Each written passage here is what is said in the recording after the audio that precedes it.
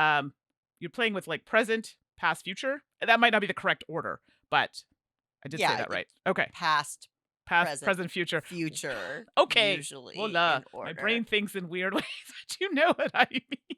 Ghost of Christmas past, present, future. Bop, bop, bop. There it is. So Yeah, it's a little anticlimactic if you start with the ghost of future, right? Scrooge is, it's like you're doomed. I'm you're sorry. saved. Oh, now, whatever. You're dead. Oh, okay.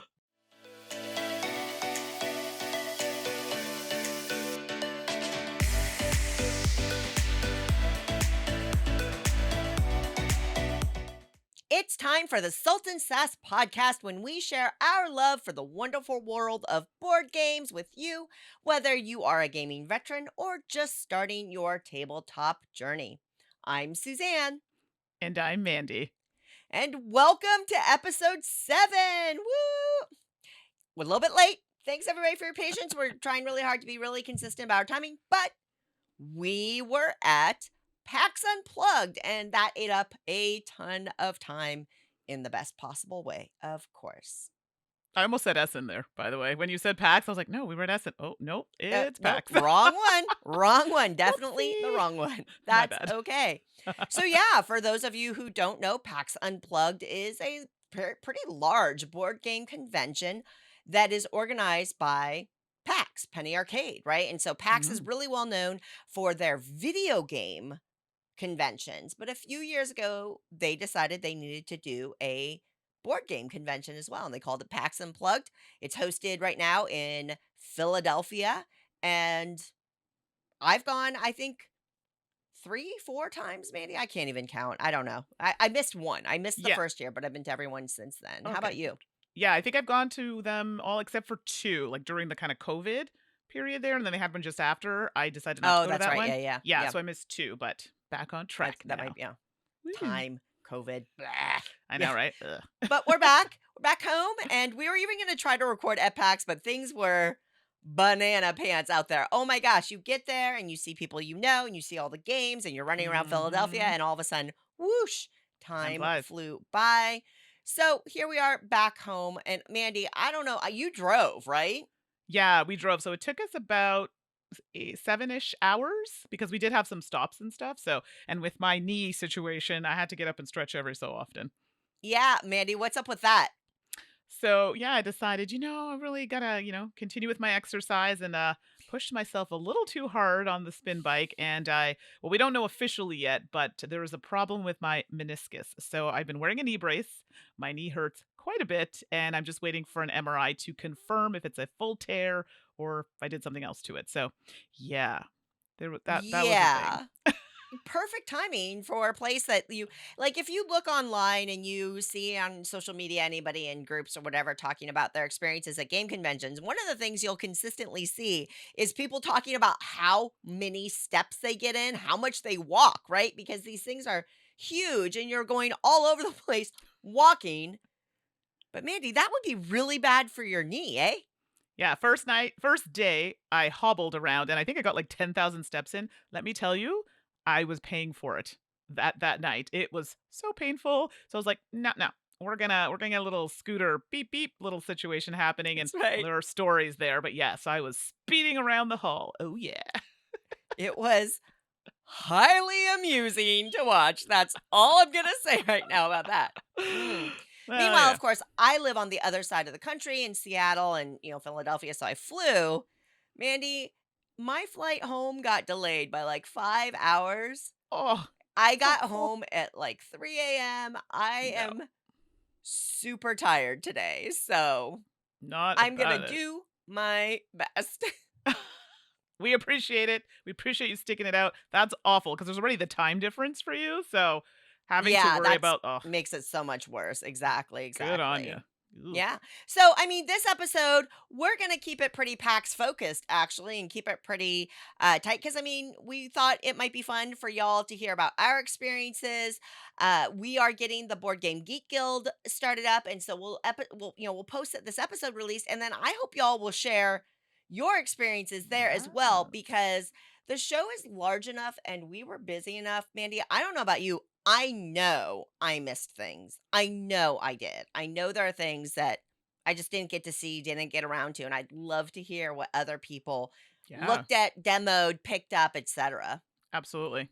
Yeah, because I So definitely, check even though that I out. was scooching, I'm pretty sure I missed a few things. I think scooching and scooting are actually two different activities, Mandy. Well, like, I guess I'm scooting and scooching because I'd scoot and I'd be like, "Can you scooch over so I can see Oh in my no. scooter?" Oh no. Wow. Okay. I just scooching. I feel like you're like, like Beep, beep. jerking. Yeah. Yeah. There was a lot of beeping Yeah, there around was. you. So, Yeah, Mandy, yeah. where do you want to kick it off? Well, okay, I thought we were gonna do, like, a whole general experience of PAX, but I can Okay. wait. I just wanted to say overall, one of my favorite conventions. Yep. It was bigger this time around. I thought the hall was bigger because I hadn't been for a while, so I thought that was really nice. The flooring was new. I don't know if they always had flooring. Maybe they did, and I just didn't remember. Instead of carpet, maybe they always had the flooring. I No, can't it's remember. always just been the cement convention Ah, floor, okay, it right? just threw me off. But I did my learn and play, which I do every time I go to PAX. So that was really fun. I taught challengers and My Little Pony, and we had a great audience. So we did something a little simpler, something a little more complex. So depending on your family, you could try those. So a lot of fun, and it was great to see a family that went to my very first one and have gone to every single one. So seeing the little That's boy so that was there great. initially to now, like I was like, oh my gosh, he's grown so Oh, I much. So love that. that was really cool to see, and just getting to see everybody. The candy exchange, that went well. I'm very excited because I got my condensada crackers. So these are crackers, I believe they're from the Philippines. So thank you to Ruel for bringing that. And a huge thank you to John for bringing me Fields of Arle in exchange for some Canadian treats. I Wow. know. And it was in shrink too. Wow. So Mandy, you finally got it. Yes. That's awesome. so Fields of Arle is one of the excited. best games ever. I know you really like I'm it. happy for you. So, Yeah. yeah. So I'm hoping John enjoys all the Nanaimo bars and all the cheesies and all the other things that Okay. went his So way.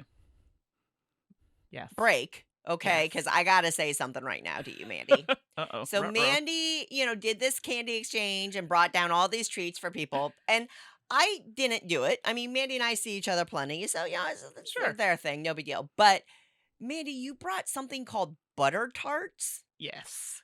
And I took some because how am I not going to? And oh my Did you gosh, have one? they're so good. How have I not known these? I mean, they're like mini pecan pies, basically. Well, now let's because I know my people from the community are gonna, say, whoa, Are whoa, they gonna Mandy. jump on me like I've made No, already like an me. international faux pas? Because I didn't talk. So butter tarts, yes, they're through Canada, and please, someone correct me if I'm wrong. I know they're very big in Quebec, and they might even originate from the Quebec region. So someone please correct me if I'm incorrect in that. And there are different types of butter tarts, and I tell you, some people get really salty. And they're like, "No, it's this way or this way." I personally like my butter tarts either with the nuts, like pecans, or just the butter, like the filling. Occasionally, people like raisins in it. So they'll put like raisins and nuts or ugh, that's not for me. Raisins are lovely. Don't like them cooked in my stuff. So just putting it out there because I know someone's gonna be like, All right. those aren't real butter Instantly, I got a tarts. poll idea for when I post this to BGG. We're putting a poll in because I got to know because I am pro raisins in baked goods. I love raisins and baked goods. Mm-mm. I like So raisins. we're gonna have to do a Team Mandy, Team Sue's thing here on raisins. I just got to say. Oh, and people get really particular about their butter tarts up here, so just saying. But I have learned something new about you, Canada. I there you always go. love these conversations. And Nanaimo So bars, thank which are you. more Vancouver west of Canada, that originates. I personally find Nanaimo bars really sweet. I do like the coconutty taste, but they're just I think the last time I had a Nanaimo bar, I was a kid. So when people ask for them, it's strange to me because I find them so sweet and I have a sweet tooth. So I don't know. Well, that was really nice of you, and thank you. And now every time you visit me or I visit you, I'm gonna like make a stink about getting butter tarts because those are amazing. Absolutely. So, yeah, so that was like the big hype was like the foods and meeting up with everybody. That's it really. I mean, I did come home with some games, so thank you to a lot of the publishers who provided me with some lovely review copies that I will be talking about on the podcast with Suzanne. So, yeah, overall really good. What about you, Suzanne? I know you were a busy bee. Right. So I go in a slightly different capacity, right? Because I work with Restoration Games. So I Right. was there to support the booth and support kind of some meetings and marketing and things like that. And it was great. We had all new stuff in the booth. And it's just really energizing to see people be excited about something that you've put out into the world. And that was wonderful. PAX Unplugged, I think it's my favorite US convention, Mandy. Oh, me too. 100%. It's got the 100%. perfect balance between, having lots to see and buy, and also having lots of play space as Mm, well. So, yes. actually, there's an what they call the LFG zone, which is looking for gamers, and so that's a big zone where it's set up, and literally, it's just if you need another player, if you went solo or if you miss a game plays best at 3 and you need a third or whatever, you can go there and put your sign up, and then that's a place where you can find players to join you. There's a Right. huge free play area. There's tons of demo spaces. There's huge tournament areas. All of these there's a paint and take. All of these are areas really designed to encourage people to engage with the games there, Right. which is not the same at Gen Con, I feel like. Right. Um, different conventions dedicate different spaces and lay out differently. And I think PAX Unplugged does a really great job of balancing all the things to see and buy with all the areas for you to actually play the games and have fun. There's a great Right. first look area that they put a lot of attention and focus into. They have a great board game library where you can just borrow board games to try. And all of that was really, really great. I say that as a person who barely got any games played at the convention because we were Oh, so busy, me but neither. I think they do a really good job. And, I even was talking to a person online and they were talking about how this was gonna be their first convention, and that can be a Mm, little nerve-wracking. It is absolutely. fairly big. Mhm. And going alone and you're not sure what you're gonna encounter and things like that. And, following up with them, it sounds like they had a good time. And because of all these systems and structures in place, I think it's if you wanna go to a larger con, if you don't wanna keep it small and local, which is often a great way to do a first con, I think that PAX Unplugged was a great one. So I Yeah. had a wonderful time overall. There are little things you can pick on, like there was 2 other conventions in the same conference center, so there were some issues with Yeah. doors, like what doors you were allowed to use and stuff like that. But overall, it was an absolutely fabulous time from my perspective for sure. No, that's so good, and I'm glad to hear that. I mean, we're gonna maybe I'll talk about it a bit later just because it refers to our "you're the expert" kind of part. But because I was in the scooter, there were some accessibility challenges for me, and I Yeah. know I spoke to a few other people who potentially, were in the scooters or had a cane or something that they needed to aid them in their walking and whatnot. And Mhm. so it was really interesting to get the different perspectives of how they were able to navigate the convention. So I can save that for after the you're the expert if that's a better time to Sure, discuss. whatever.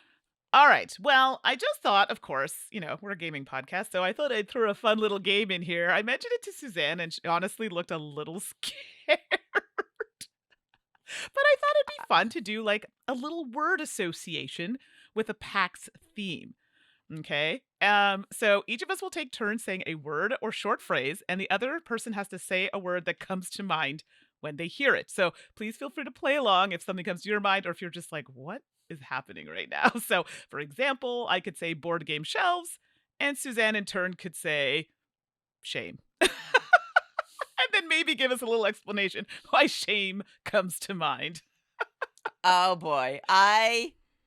All right, let's give it a whirl. I'm terrified, but let's give it a whirl.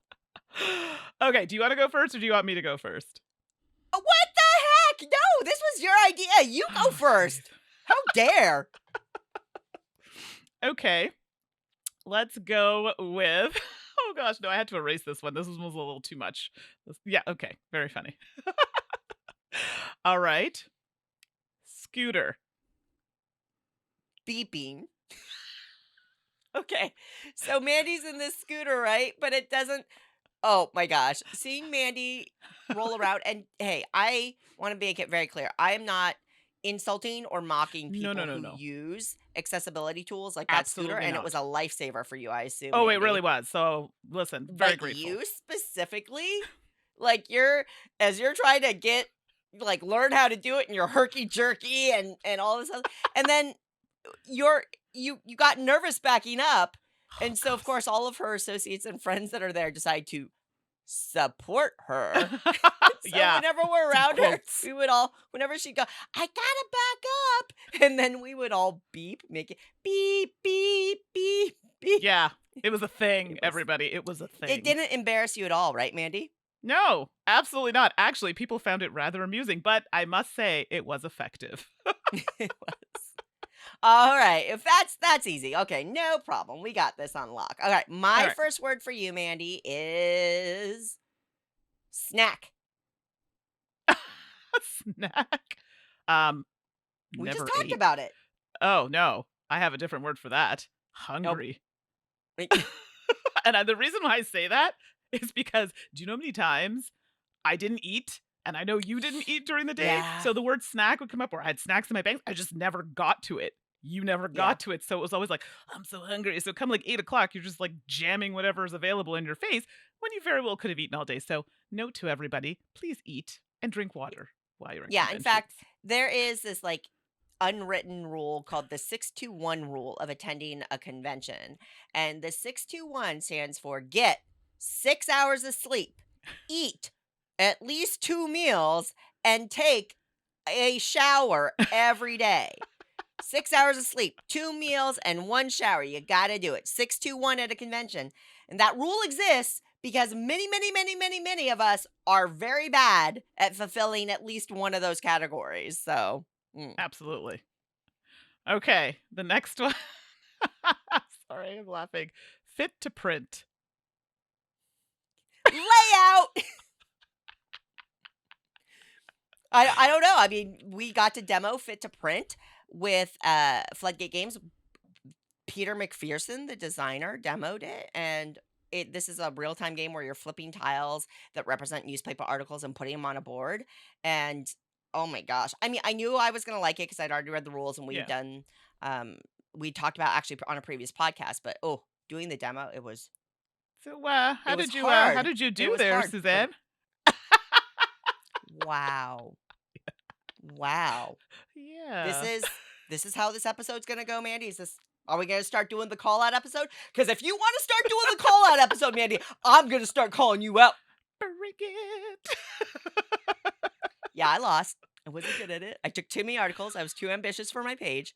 I I was lost. surprised. I was very surprised. I for sure thought you were just gonna, like, crush it, No. and I'm like, "What's going on over there?" I mean, the fact that I was doing better than you says it all. That's not But I great. had a good time losing. That's how you know it's a good game. That is the important thing. Okay, we'll just do a All right. couple more, and All right. then alright, so How about for you, cards? cards. Ooh, I gotta think about this one for a minute. Oh, Astra. So Oh, yes. So I know it kind of threw you off probably for a little bit, but there's a game, and it'll come up later in the podcast, but I played called Astra, and the cards are so pretty. It has like all the kind of astrological signs and everything on it, and they're like the tarot size. So that's instantly what came to mind. I just remember walking by the booth so many times. I'm like, okay, I just need to try this game because it's so good. So not a mhm. funny story, but a like so It pretty. doesn't have to So be. I just had to throw that All one right. out there. Okay. Enjoy. One Um, more. okay, so I got one more.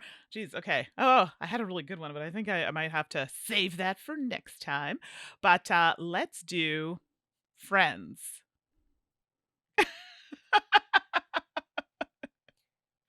I don't even know what to say to that.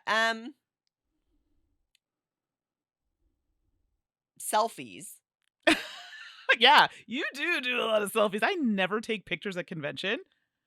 I don't. I I just actually yeah, didn't take any. just lots of folks, right? You want to commemorate the time that cuz you make friends, especially in our world, right? You'll make friends because we meet online. Like Mandy, you and I first met each other Yeah, online, right? And absolutely. then you go to these conventions and you have an opportunity to see people that you may have only talked to on BGG forums or on social media, and you get to see them and you take a selfie. So I guess that's what I was. If I had said friends to you, what would your word have been? What would your response have been, Oh, it Mandy? would have been, new experiences or, like and new people because I ended up spending time with a lot of people that I hadn't spent a lot of time with.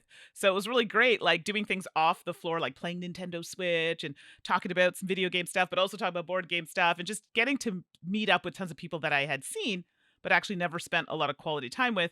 And as usual, missing a lot of people that, "Yeah, we're gonna meet up. Yeah, let's meet up. Let's play a game." And then it never happened. Yeah, that never happens. It's so banana pants, yeah. Yeah. So that's it. So I think we just wanted to do something a little silly fun. But if you went, or maybe you just want to play along, I'd be curious to hear what your associations are to the words that we presented. So this is something you could put in the forum if you're interested. I know I'm going to go and read them. So please ensure to make them nice and hilarious. I mean, you don't have to.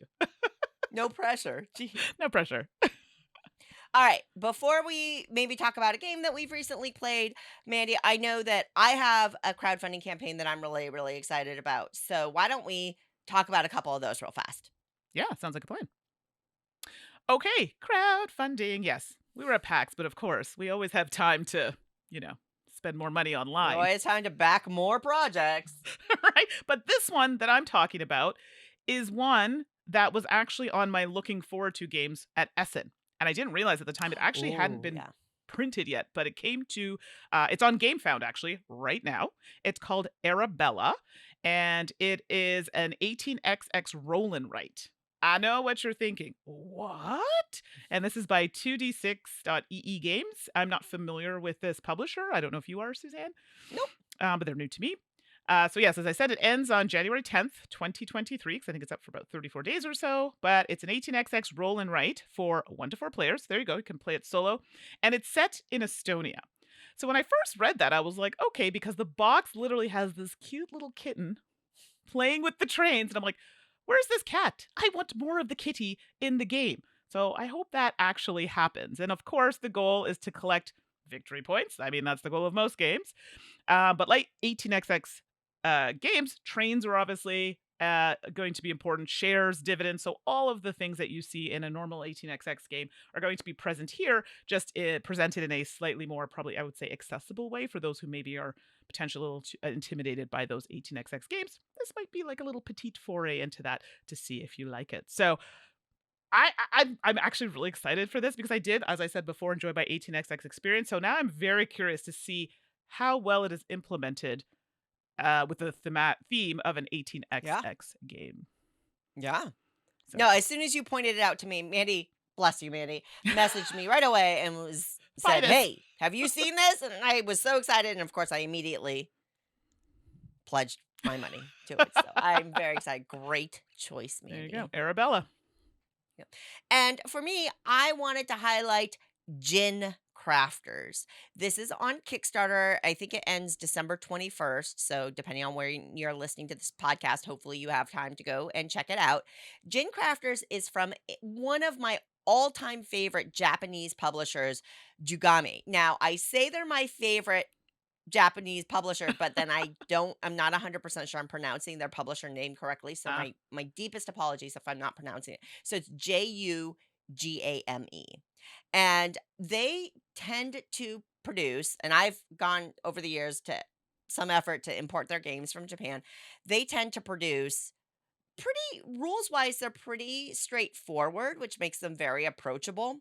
yeah. And they are always, always beautifully, beautifully produced and just have the most gorgeous illustrations and graphic design and really fun themes to it. So I have one that's all about a journey in a Japanese area, or you will get ones that are about running a hotel and things like that. So very fun themes, beautiful production, beautiful illustrations, and a really approachable gameplay. So here we have Gin Crafters. Hello, it's a game about making gin. I don't, Mandy, I've seen games about wine. I don't know Yeah. that I've ever seen a game specifically And about gin. I'm all about the gin, sipping on gin and juice, laid back, got my mind on my money and my money on my mind. Okay, I'm old and I know people will know this. I knew that one. Oh, you It's just, did? What? Sorry, well, continue. I My don't know. apologies. it ascended into the pop culture All echelon. right, all right. So Gin Crafters really leans into the botanicals that Yeah. you put into gin to flavor it. So it's all card based, and so you've got recipe cards, and you're gonna get ingredients, and for botanicals, you're gonna fulfill them. Different botanicals have special abilities that you can do, and you're just trying to process and make all these different gins and score points as you go. So again, pretty straightforward, but go and check this project out. The graphic design and the illustrations are just absolutely gorgeous on it. And I love that I've never seen a game about making gin before Mhm. and here, so I'm in. I'm backing it. Ends December 21st, plays 2 to 4 players. 30 to 45-minute gameplay, right? So not too heavy, not too Yeah, light. And I think just a base game is probably about 35 US dollars, depending on exchange rates and all that good stuff. So yeah. Gin Crafters on Kickstarter, check it out. I backed this one, and I'm just letting you know, all you Canadians out there, and I don't know if anyone has the same rate of exchange. Um, Without the expansion and the shipping, you're looking at about $100 Canadian minimum. No, it's very expensive. The shipping alone for us, Oh, with shipping, with yeah, shipping. the shipping Got it. is actually Okay, yeah. almost the Okay. same price I was as the like, game. just for the Because I game, and yeah. I was like, yeah. 'Cause I keep an eye Unfortunately, on shipping these, is since you've really put my eye brutal. to a lot of these companies, I'm always on the lookout for them, so if I can get them in a less expensive way, but in this case, I don't mind supporting it, but just as a forewarning to my fellow Canadians. Fair enough. All right, so games played is going to be a little shorter this week because we want to give our attention to Game Pie later. So, and you'll see why. So, the game that I want to talk about is one that Suzanne actually initially taught me when I visited her in Seattle. I had it sitting there. I'm like, "Whew, let's blow off the dust. I really want to play this because it's trick taking." So, Ghost of Christmas. And this is designed by Taiki Shinzawa. Art is by Misaho Sugawara and Maria Surdikan. It's published by BoardGameTables.com and Kentucky. I apologize for any mispronunciations there. It's for 3 to 4 players, plays in about 40 minutes, and it's for ages 8 and up. I'm so sorry I didn't grab a price on this one, but I think I got it on Kickstarter and it was probably around the 25 to $30 range Canadian. It could have been a little bit Got less it. for Yeah. Americans. So as I said before, geez, wow, I'm so excited. I'm like, as I said, what is that? As I said previously, it's a trick taking game, and you play it in 4 rounds instead of 3 tricks. So this one took me a minute to wrap my head around because you're working with, and Suzanne will jump in because I know she's played this too. Um, you're playing with like present, past, future. That might not be the correct order, but I did Yeah. say that right. Okay, Past, past, present, present, future. future, Okay, usually in voila. My order. brain thinks in weird ways, but you know what I mean. Ghost of Christmas past, present, future. Bop, bop, bop. There it is. So Yeah, it's a little anticlimactic if you start with the ghost of future, right? Scrooge is, it's like you're doomed. I'm "You're sorry. saved. Oh, now, whatever. You're dead. Oh, okay." So there are, I think, a couple ways that you can play it. We played it in the way where you have to determine how many tricks you think you're going to win, and they have these little window tiles with reeds, and I'll get to how that works. But you need to kind of decide what you're going to get, and then when you win the tricks, these reeds go on your little windows. So they have the colors of the suits. They have yellow, blue, green, and red. Is that correct? I think I so. believe Oh, so. look at that! My memory's not too shabby. And what you're going to do is you're going to take turns playing in any of the slots that are in front of you. The color red, from what I remember, is the trump color. So it's the one that's going to, if you have to play the suit that's been played ahead of you. So, for example, let's say I play in the past slot and I play a yellow card. That's a yellow 9. Then Suzanne goes, "Oh, well, I'm going to play in the pass slot." Ideally, she needs to play with yellow if she can. Obviously, a higher number if possible. So you have to play if you have yellow. But if she doesn't, be like, I'll pull out that red card if I have one so I can, beat it. If she doesn't have a red, then obviously you have to play off suit or a different color for those who are not familiar with the terminology. So we go around until we fill all of those slots. And then after the round is done, we kind of take a look and see who has won which. Now, before that even started, remember those little windows I told you about? The version that we played, I think we played this one, Suzanne. You had those little window tiles. There are green ones and then there's a red one that you get. And ideally, what you want to try and do is guess the right amount of tricks. So, for example, if you think I'm going to win 3 tricks, then you'll have just put 3 windows out there beside that. So you're like, yeah, I'm just going to win 3. If you're not sure, then you might want to add that little red tile beside it to give you a little cushion because in that way, if you fill it or don't fill it, you're not going to lose points. If you're wrong, you're not getting any points. But if you have that little red one there, whether you fill it or not, you're good. Just don't go over that. Otherwise, you're getting nothing. So that was one way that we played it. And now it gets a little tricky when you're determining who wins. This threw me because, like, the first slot, which is the hold on, Christmas past. I'm sorry. You all do not know the struggle I am having trying to do past, present, future in my mind. Oh my gosh. So the person that wins past is now the determiner of the next slot, which is present. So you could have played a specific color, but that doesn't necessarily mean that's what is going to be the suit. It's based on the person who won the first slot. That sounds confusing, but that's as best as I can explain that. But it goes along like that, and I think it plays over 4 rounds, and then whoever has the most points wins. Yeah. Did I win this when we played it? Oh, I don't know. I'd have to look it up. I doubt it. Oh yeah, I forgot. You capture all of these glorious moments of my losses. Yeah, I'd So have to look up the I time forgot we to played mention and whoever wins that round gets a little I call it my little Santa Frosty hat. It literally looks like Frosty the Snowman's little hat, and I like to do a little tip my hat to you when I get it. Yeah, so who's not watching the video, I'm literally tipping a mini hat, imaginary hat to you on screen. Yes, I know. Just saying. Milady. Milady. So, anyways, people are like, okay, Maddie, get on with it. Long story short, it's a little confusing at first to wrap your head around the rules, but once you get it, it's so much fun.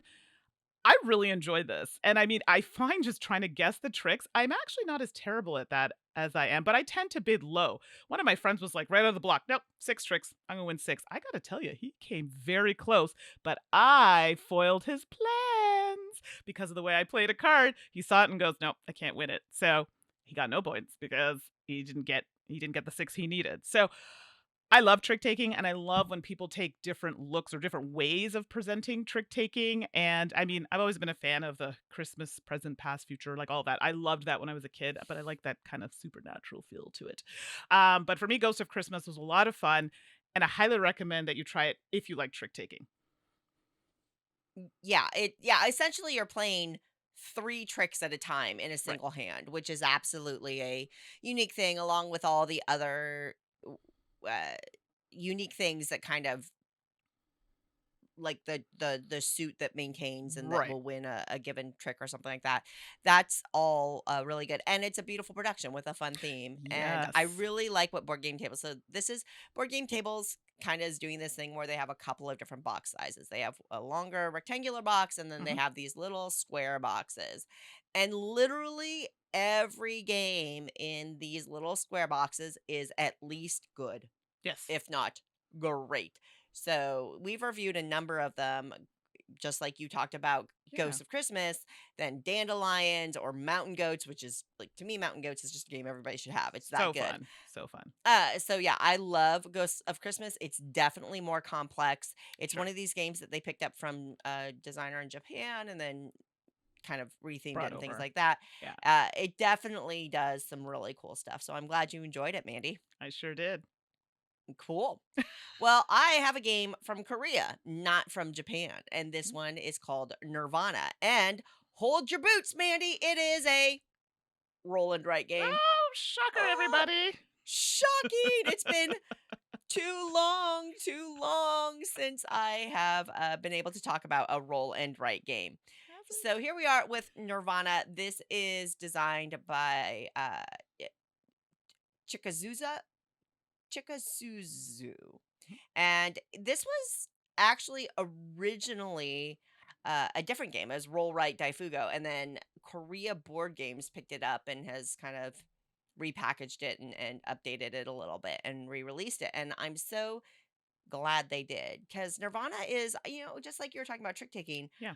the roll and write genre. There's just so much nuance that you can bring, and Nirvana does something I've never seen done before, and that's pretty exciting to me.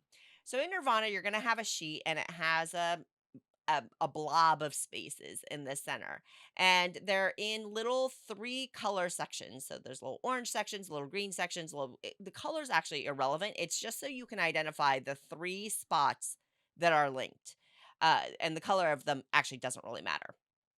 Then you've got three dice, and you are going to roll those three dice and assign the values to a single unit. Remember how I said they're in groups of three? So you have three Yes. dice. So if I roll a 3-3-2 in one specific blob, anyone you want, you can write 3-3-2.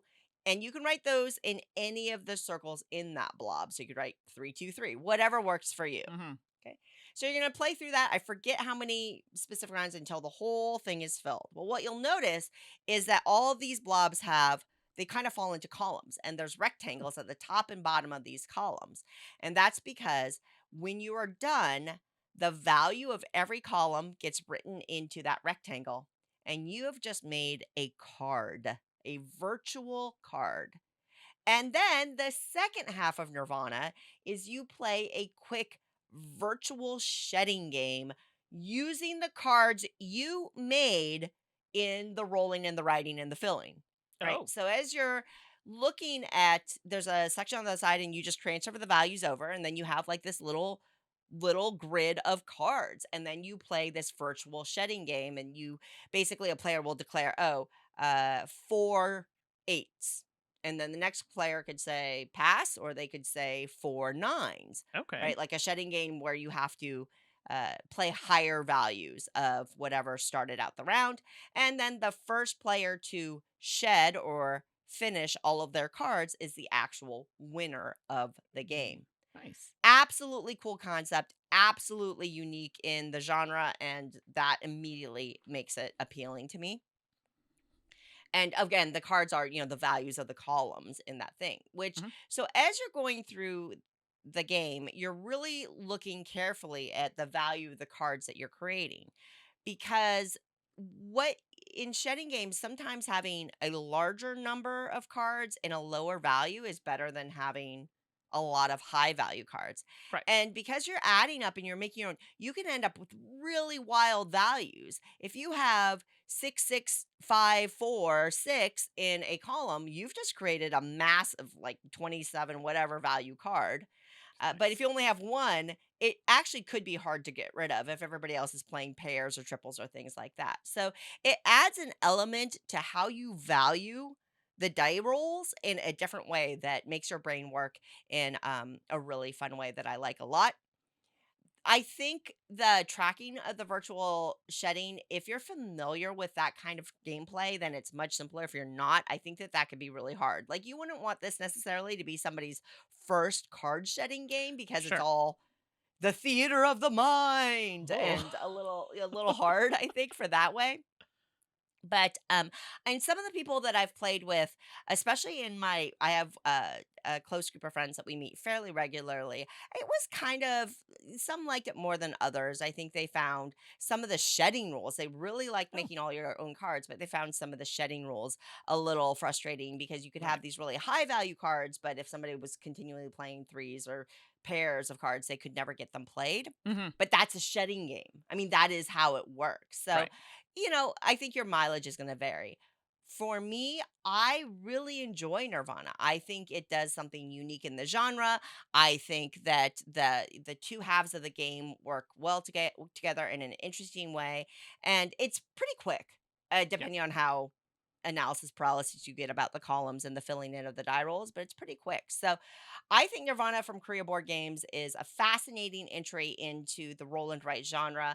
And Korea Board Games is actually pretty easy to pick up. Like, they sell on Amazon and things like Oh, that. So if it's okay. something that you are interested in trying, you should check it out, because it might be where sometimes games from Asia can be a little harder for people in North America to get. Yeah. Nirvana should be a little easier for people to pick up. So that is Nirvana from Korea Board Games. I have to get this game. Now, it sounds super cute and fun. I think I might get frustrated, but I think I'm gonna like it, so I can play Nirvana while I'm playing Nirvana. Hello, hello, hello, hello. Okay. All right, I'm gonna leave that right where that is. I was like, I mean, you don't even have jet lag as an excuse, Mandy. At least I have jet lag as an excuse. Yeah, no, this is just me all day, every day. I'm All so day, folks. I was gonna say I'm so sorry, but I'm not. Yeah, just be yourself, hon. We love you for who you are. Thank you. So one of the things, maybe I don't know about you, but it was really exciting to go to PAX and talk to different folks in the industry and inviting them to contribute a "You're the Expert" segment. Mhm. And I'm really excited about. It was great to see that people are excited to do it. So I think we're going to have a lot of great segments coming up in the future. Right. And today, I'm so happy that we have Sarah Reed talking to us about accessibility. And for those of you who aren't familiar with Sarah Reed, she'll tell you a little bit about herself, but she is the designer of games like Oaxaca and Dreamscape. So, game designer. She also has a content channel where Mhm. she focuses with her partner Will on board games for two and talks all about that because Will, I believe, is legally blind. And so accessibility is something very near and dear to the heart. So thank you so much, Sarah, for contributing. Let's take a listen.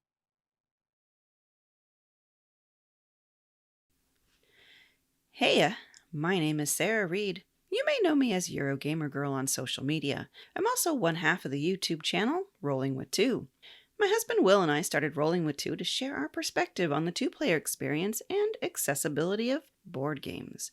Accessibility is what I'll be focusing on today because Will is legally blind and colorblind. This makes finding games he can play and enjoy a challenge. But we've been gaming together for over 20 years, so I have some tips for those buying games to play with people who have vision disabilities. Research is key. Not only do you need to know what kinds of games your group will enjoy, you need an understanding of what the vision disabilities are of the person or people you'll be playing with. Then you need to take time in looking up games on the internet to see what will meet their needs as well as be enjoyable to them. Use the following tips when you look at pictures, watch how to play videos, and read the rules of potential games. The most common challenge most people will encounter is colorblindness. The problem is colorblindness comes in many forms. Issues with red and green is most common, but blue and yellow and a wide range of other variations exist. So the challenge here is a lot of games use color to identify information in games. But thankfully more publishers have started double coding colors with icons. Finding games that have these extra layers will ease all issues of colorblindness regardless of which colors are the problem. Beyond colorblindness is the more severe vision disabilities, where a person's vision is deteriorated badly enough that they often can't see the whole picture, and they use assistive devices and their sense of touch to interact with the world. That's why components make a big difference in the ability of visually impaired gamers to play autonomously and reduce the need for others around the table to support them.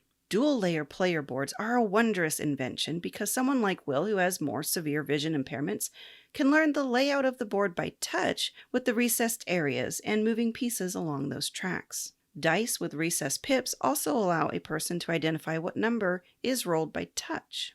Components like cardboard bits and meeples are much more useful if they are distinct from one another. When a game doesn't come with uniquely shaped pieces, we often invest in upgraded components. Etsy is a great source for 3D printed components. Iconography that is simple, clear, and has high contrast with its background goes a long way for those who use assistive devices. There are also certain kinds of games that are inherently better or worse for those with severe vision disabilities. Here are a few we'll have found from our decades of playing games together. Generally, you'll want to get games that are primarily open information. That's because hidden information creates a disparity between sighted people who can glance at something for information and a visually disabled person who would have to rely on assistive devices to do the same thing. Cards or components that are kept secret also reduce the ability of others helping the visually disabled person. Co-op games are really great because everyone is supposed to be working together, so it's within the game's rules.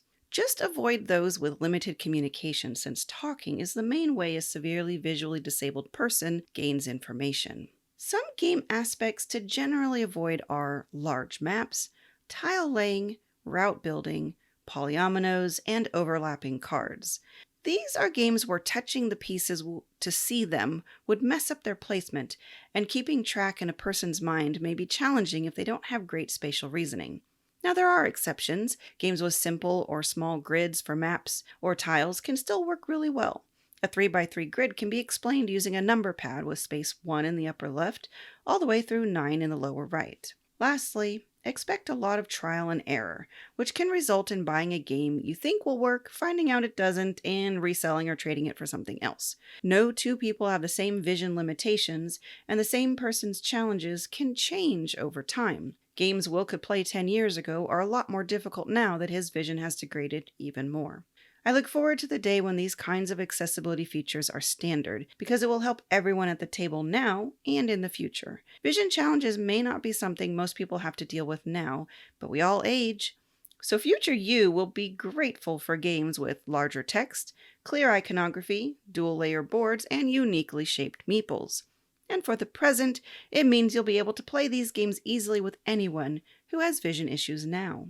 If you want to ask me any questions, the best way is to contact me on Twitter at EurogamerGirl. And if anyone wants to read the article that this is based on, check out the post Supporting Blind Gamers on colorblindgames.com. Happy gaming! All right. Well, thank you to Sarah. And accessibility is one of those things I actually do a lot in my work. We're actually doing a lot of workshops now on working on accessibility in our presentations, even when we're having meetings, just saying, for someone who may not visibly be able to see who we are, I'm a woman with long hair, I'm wearing a gray sweater, or whatever the case may be. So we're trying to be more Right. cognizant of that, things like that in meetings. That's just one of many things that we're trying to do. I know I mentioned it earlier. I was going to talk about accessibility just a smidge at PAX. And overall, I have to say, like, aisles were big. I had a really easy time getting around. The scooter that I was able to rent was available close to the hall. So those were sort of things that were really good. I do have to admit, that they do give you a medical badge if you need one, but it wasn't 100% clear with everybody what it was for. So I did find there were times where I was kind of like standing and having to wait, which was a little painful for me. Suzanne was there to help me, which is great, but then she couldn't really come in to help me. I just found there was a bit of confusion, and I hope in future there are a few more like clearer stipulations or regulations on how people who require accommodations that's handled. So overall, space wise, I had no issues getting around in that sense. But then if things changed or there was a sudden lineup and whatnot, there wasn't clarity with everybody of as to what is supposed to happen, especially if people said, "Hey, I have this badge." Wasn't entirely clear. So this is just feedback and something that I have or will mention to the people running the show, and I'm sure they're a delight. They will take a look into that for us. Yeah, I appreciate you bringing that up. I have a friend who is a disability activist in the video game space, and Mhm. she often talks about how COVID was an interesting time because it created a lot of new disabled people, it created a Yeah. lot of disability for folks who never thought that was going to happen to them. And it's opened a lot of eyes about the importance of accessibility and accommodations. And so I think that's really relevant. And I appreciate Sarah and I appreciate Yeah. you, Mandy, for bringing that to the table And others. So this is not just mine because and mine others. is mine is temporary, Absolutely. right? But there are people who live with us every day, and they were able to share some of their experiences, and we had a very similar experience at the convention. So thank you to all those people that shared their time with me. All right, Mandy, it's that time. We're going to serve up a game pie Yay! full of exciting things we saw at PAX Unplugged. How timely and perfect. Da da da da. Indeed. So I Right, guess because and yeah, I mean, there's so much stuff at PAX Unplugged. It was a huge convention and just a lot of exciting things. And just as I said at the top of the show, hey, we're going to talk about a few things that we saw. Tell us what you saw that was exciting, or if yeah, even if you didn't go, tell us about something that you saw online that people were talking about that maybe we didn't catch. Because Lord knows I need more games. I yeah. need more game news. I need more games. Oh We can yeah. we can joke about how many, but I love board games. I just love them. I can't get enough. So I'm looking forward to seeing what you have to add too. Yeah, so my first one, I know we're saying games that we were interested in, but this was a bit of a cheat because I did play it. So Mind Clash was Cheater.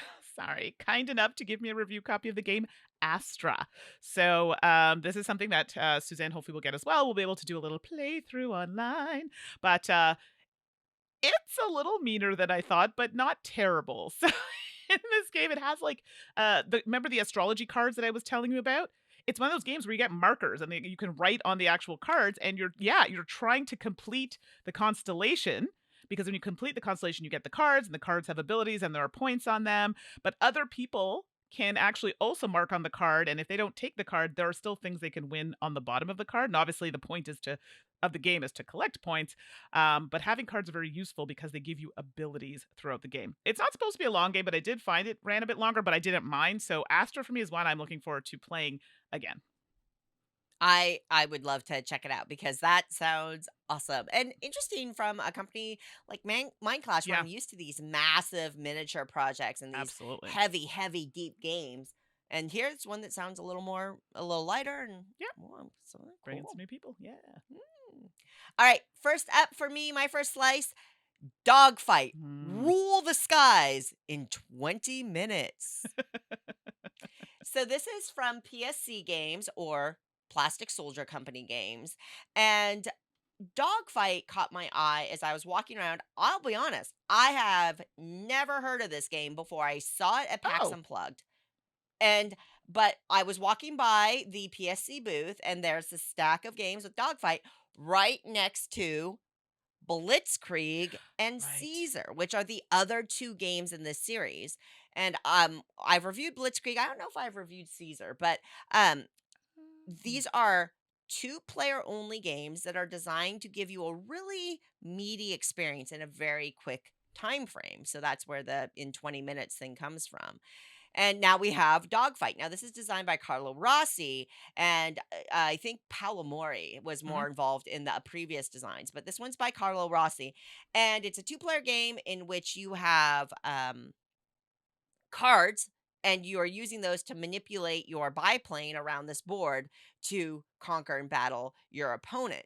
So cool. I was pretty much in as soon as I saw it because I love this series in general. And now, maybe I know that two-player only games are a little tougher for you. Yeah, to get to the table for sure. Yeah. But this one I was really excited for. And it's funny, I I bought it, I was just like, "Oh, I got it, yoink."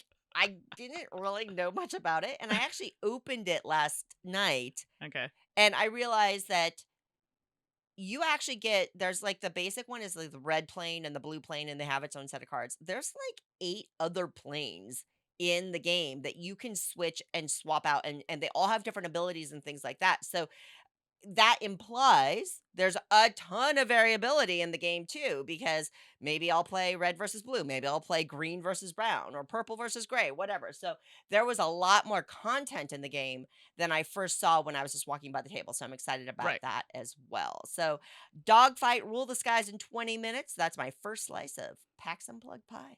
No, that sounds good. I'm gonna have to check that out. I think I missed that one. Shucks darn.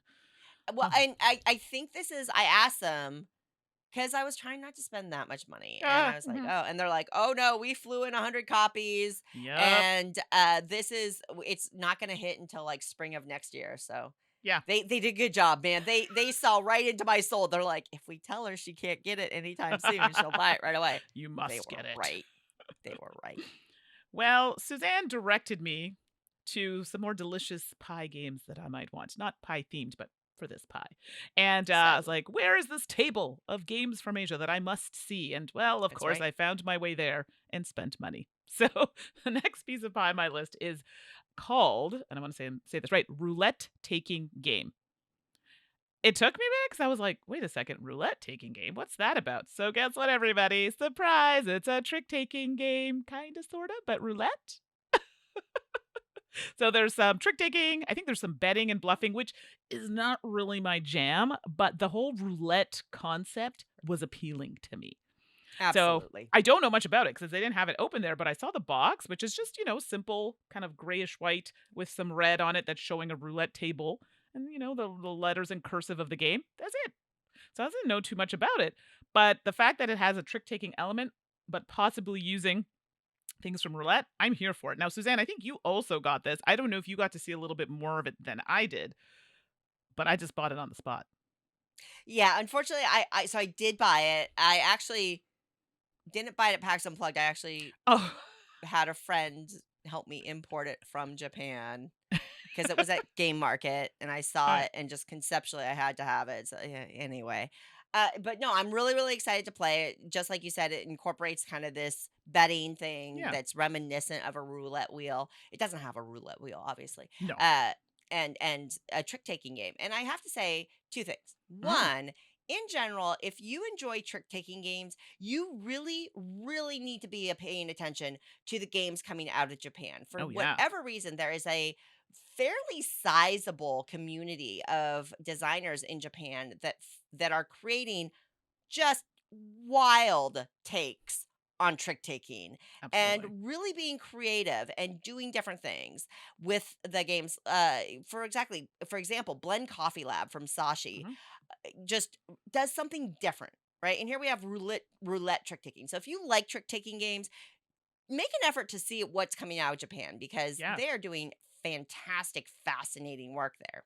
The second thing I wanted to mention is sometimes these games can be hard to get, and the booth that Mandy was trying to find Yeah. is Big Cat Games. And this is run by a woman named Ayako. She is a lovely, lovely person, and she is making a big effort to help find little treasure from Japan and making it available for us in the US. These are very limited print runs. A Mhm. lot of times these are very limited print runs. But here's a Yako doing the work to try to get Yes. some over to the US, helping create, translate, and produce English rules so that we can play them over here.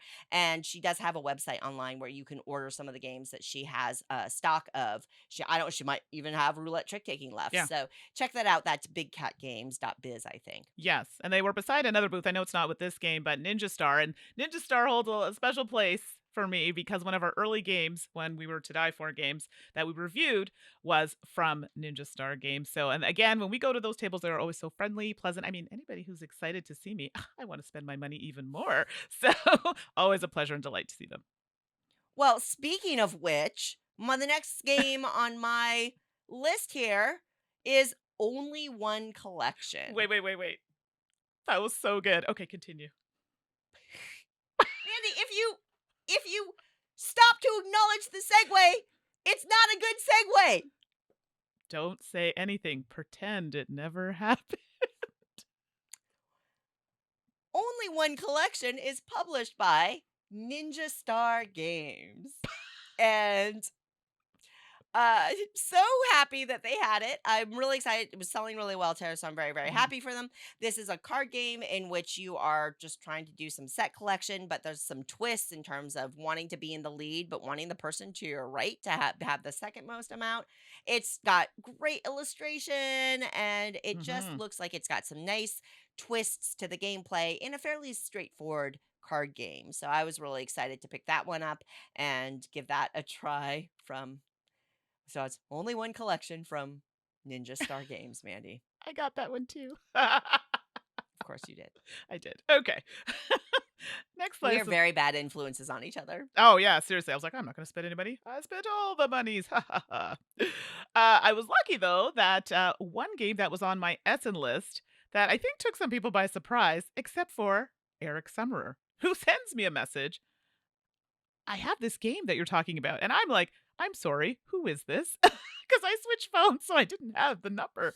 Come to find out, "Oh, it's me, it's Eric," and Eric's like, "Mandy, I have Fantasy Ranch." So Fantasy Ranch was a game I didn't know. I think it came out in 2018 or 2019 in North America, but they were showing it off at Essen as like I don't know if they're re-promoting it or it was just new to Europe. I'm not sure. But I was like, "What? Do you have it? Yeah, let's play it." And we did get a chance to play it at PAX. And it's a type of game, you have horses, you're trying to collect as many of the prize horses as you can, but you have to be able to hold them on your ranch. And then they have shows that they attend, and you're trying to win those shows.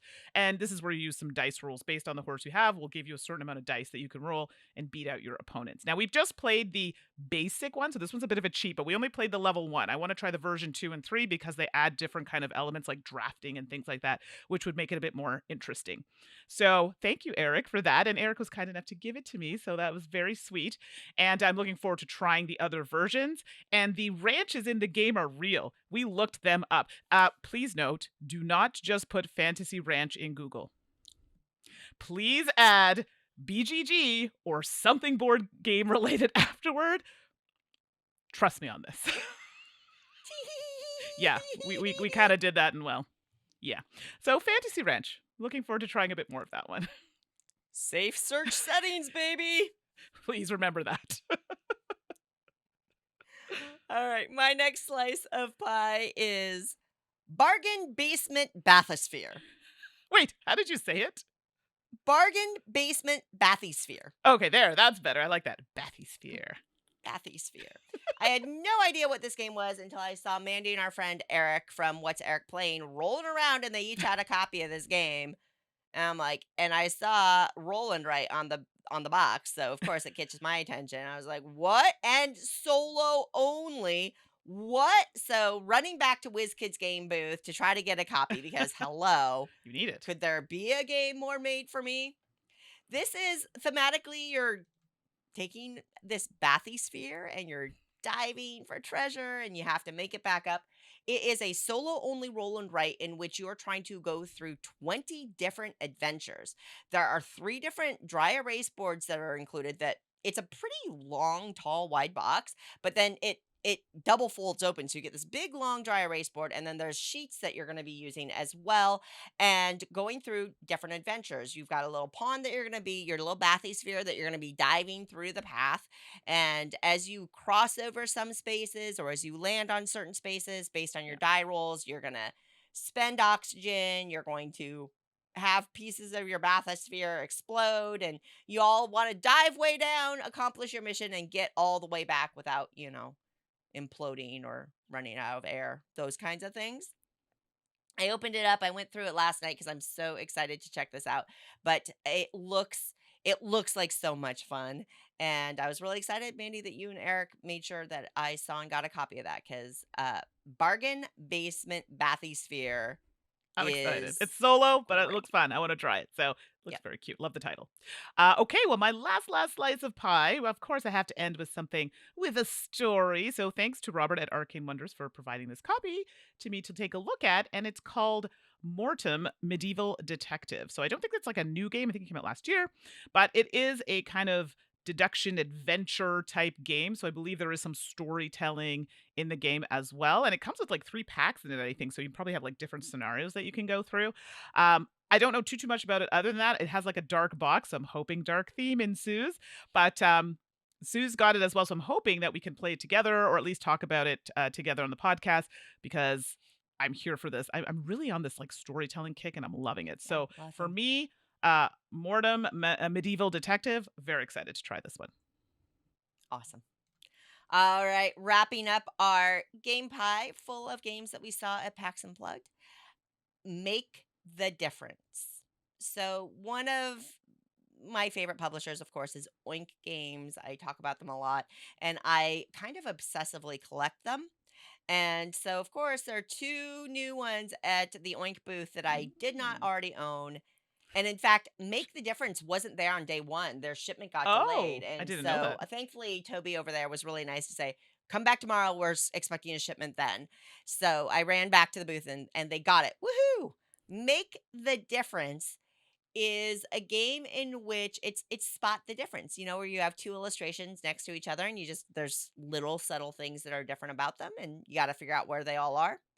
Make the Difference does that as a game in that you get these sheets with drawings and you get a pen and you literally mark the differences yourself on the sheet for Oh, your opponents to find and discover. nice. And when you look at it, look at the drawings, you'll see how no, because like you'll have a dragon and there are dragon scales on it, right? Well, yeah, just one more dragon scale. Will they notice? I don't know. So there are the way that the illustrations they look very clever to facilitate the Mhm. kind of activity that we're talking about where you can add things and it's not going to be immediately obvious what you've done. Right. So it just sounds incredibly fun to me. And absolutely unique. Never seen this done in a published board game before. So Make the Difference from Oink Games. It was a must buy, and I'm so excited to play it. Oh, I missed that one. Dang it, Suzanne. All right, I'll have to wait till it comes to Bliss. So, okay, sounds really fun.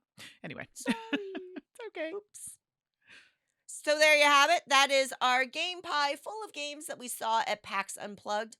I know that when podcasters or video reviewers or whatnot talk about going to conventions, there can be this FOMO, right? The fear Mhm. of missing out. And sometimes it kind of can feel really good to hear about it. And sometimes it can feel a little like, Sure. oh, I wish I could go there and I can't. And that really, really stinks.